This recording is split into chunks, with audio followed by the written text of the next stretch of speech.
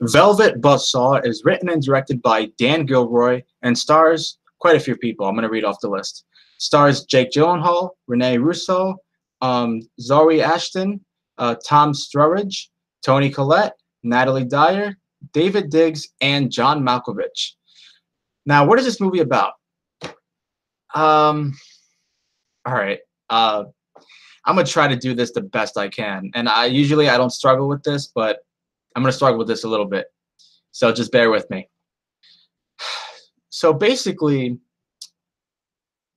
what's going on is that there's an artist who has these paintings, and once these paintings are discovered, and once they're being sold and around these people, this supernatural force starts to take action and revenge among people who are getting in the way of that art. It's also about art itself, a commentary on art, commentary on the critique of art, and a bunch of other things, I guess. And I don't know if you're confused or not, but I'm going to talk about this movie regardless in depth and explain to you my thoughts and just my thoughts on the whole thing. Now, before I do that, I'm going to say a couple of things. For one, this is a Netflix original film. Now, Netflix has been giving us a plethora of original films and original shows. I'm going to obviously talk about the movies, though. They've brought us tons of movies, and a lot of them are not very good. That's true. We have some great ones, though. We have Roma, which is my favorite movie of last year, and it's up for Best Picture and a bunch of major awards. We also have The Night Comes For Us, which was also on my Best of 2018 list, an action film that Netflix produced that's so good. And a couple of other ones, like Cam was really good. Beast of No Nation's a great one. And I know there's a couple of other ones I can't think of at the moment. And for the majority of the part, in terms of Netflix original movies, not very good. With that being said, though, I was still very excited for this movie.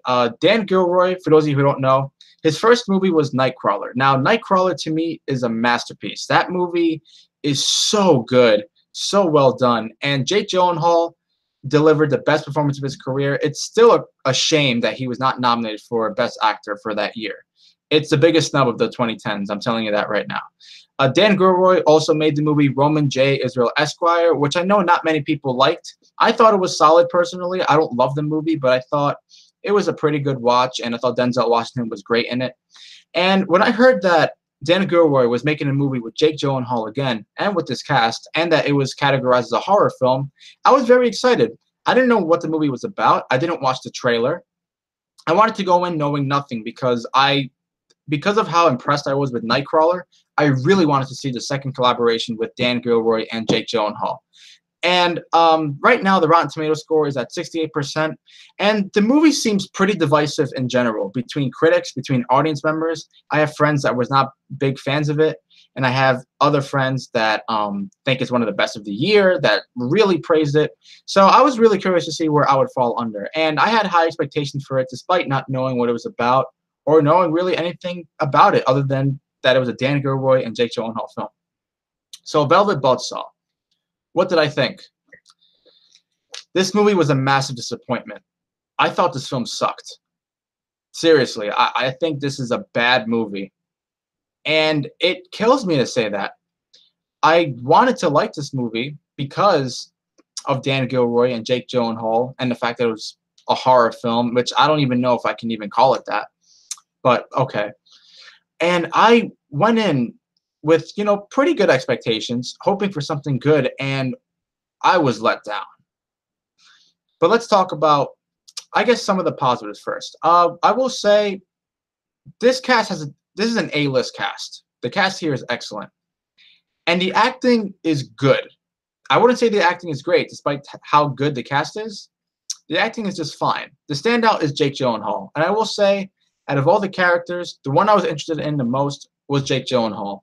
As far as everyone else, we'll get to that in a little bit, but Jake Gyllenhaal was the only character that I kind of remotely cared about. I will say there are some moments in the film that I was intrigued in. I would say mainly the horror elements. I wouldn't say it's a scary movie at all or even intense, but between the horror and satire aspect, I was definitely more into the horror aspect than the than the satire aspect. And the third act does focus more on the horror aspect, which is why I would say out of the three acts, it's the best act. Does it mean it's a good? Not necessarily, but still, that's pretty much what I have to say about the positives. Okay. First of all, I cannot believe the mess this movie actually is. The writing in this film is actually kind of awful. And to make matters worse, to start off, 30 minutes into the movie, I was paying attention and I had no clear grasp of what this movie was about, what the plot was, or what was even going on. Now, the plot I read to you is kind of accurate, but the problem is they kind of focus on that in bits and pieces throughout the movie. This film deals with the relationship Jake Gyllenhaal has with his boyfriend that's not doing well. So he has an affair with, well, not an affair, but it's kind of an affair because he's on a break with this guy, but he's messing around with this other girl who also got out of a relationship. And there are people who are dealing with some problems at work, and it's just a bunch of conversations about art, and it's like a lot of these conversations don't really lead anywhere. It's like Dan Gilroy had ideas that he had that could work, but all these ideas he had, it just didn't mesh together. As the movie was going on, not only was I lost in what the film was trying to achieve or say, I was just so uninterested. This is a boring movie. Oh my God. I mean, 45 minutes into the movie, I'm like, yo, this movie is horrible. I was so bored, and it's such a lifeless movie too. The actors, like I said, they try their best, but the characters are so one note, they're underdeveloped, and to top it all off, very uninteresting. I did not care if anybody died. If a dragon appeared on screen and ate the entire family, I would not have give a flying fuck. It was just so boring. I was not into the story at all.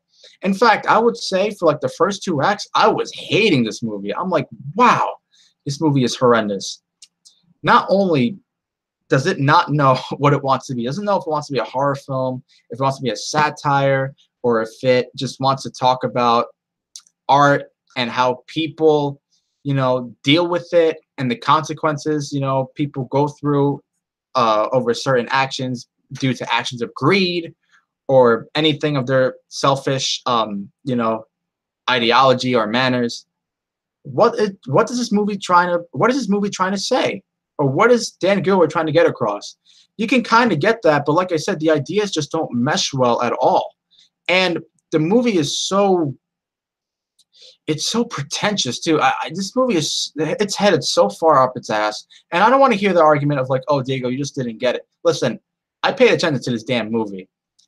The very few times are there movies that are so full of itself and has no idea what it wants to do that I have to look up on IMDb in the middle of the movie to figure out what the hell the plot is. And the plot is kind of misleading on IMDb because, like I said, it's not even, I mean, it's kind of about that, like, the supernatural force that kills people, but then it's just, there's other ideas and other story arcs that don't mesh well together at all. And it's categorized as a horror film, but it's barely one. As a horror film, it's not scary. It's not intense. It's not thrilling. You just don't give a shit. And again, I'm surprised I'm even saying this because this is Dan Gilroy, who made one great movie, Nightcrawler. And to see that the collaboration between Gyllenhaal and Dan Gilroy goes from that to this, man, talk about a nosedive. I'm actually kind of baffled. And believe me, like I said before, I wanted to like this movie. This was a movie I was rooting for, despite the fact I didn't know what the plot was. All I really knew was that it was a Netflix movie with Dan Gilroy and Jake Gyllenhaal. That had me excited alone. And I got this pretentious, boring, lifeless movie that dragged too. I mean, this movie is 2 hours long. And wow, it felt like it was double the runtime. I was so uninterested. Many scenes happen, which I'm the whole time I was watching this movie, I was thinking, man, I'd much rather be watching Nightcrawler again. And look, I know a lot of people didn't like Dan Gilroy's other film, Roman J. Israel Esquire. Listen, say what you want about that movie. I'm sorry, that movie is Pulp Fiction compared to this. I would much rather take that. And at least that movie has a plot you can follow. Denzel Washington's character is actually very interesting in that movie.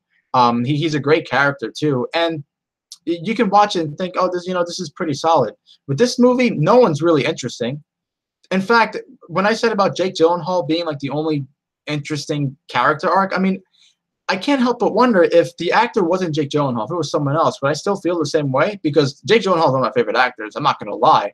And he is good in the movie. I mean, he's always great. No matter, even in bad movies that he's in, he's always this bright spot in those movies.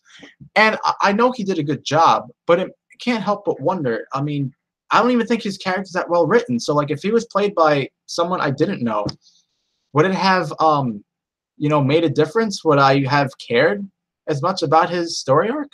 And plus, you have other actors, this A-list cast that all the actors are just wasted. I don't mean wasted as in drunk, but like their potentials are just not utilized to its fullest extent. I mean, David Diggs was in Blindspotting last year. He was breakthrough performance. He was so good in that movie. And in this movie, he could be played by anyone. No one's bad in this movie, but unfortunately, because of how bad the screenplay is and how awful the characters are written, anybody can be played by anybody, and that's a shame. Dan Gilroy, I'm sorry, man. I'm disappointed. And I know this movie is divisive, and there are people who love this movie, and there are some people who say that the point of this movie was to be a mockery, was to be just a commentary on art. Maybe so, but it didn't work for me at all, and I'm being honest. Again, I wanted to like this movie. I ended up really not liking it. In terms of the grade, I was at a C- yesterday, but the more I think about it, the more I really like it less. So I'm going to give it a D+. Velvet Buzzsaw is not a good film at all. It didn't work for me, despite a good performance by Jake Gyllenhaal and some interesting moments and ideas that could work. I will say I do give Dan Gilroy props for trying to make an original film that has great ideas, but the execution fell flatter than a pancake. No joke. So Velvet Buzzsaw gets a D+. And you see, I wouldn't recommend this movie, but I guess try to hear me out when I say this. Because this movie has a divisive reaction, there's a very good chance that if you decide to go see this movie, despite the fact of what I'm saying, you might think I'm crazy. You might be like, wow, Diego, you're smoking crack because this movie is great. And that's fine if you think that way. Movie is subjective after all. Movies are subjective, I mean. But, yeah. Go see it at your own risk. Maybe you like it. Maybe you'll be on my boat. I don't know. With that being said, I was very disappointed. I think it's really bad. Velvet Buzzsaw gets a D+. Okay, guys, that's my review of Velvet Buzzsaw. I hope you guys enjoyed it. Till next time, guys, I'm Diego Coya. I'll see you later. Have a good one.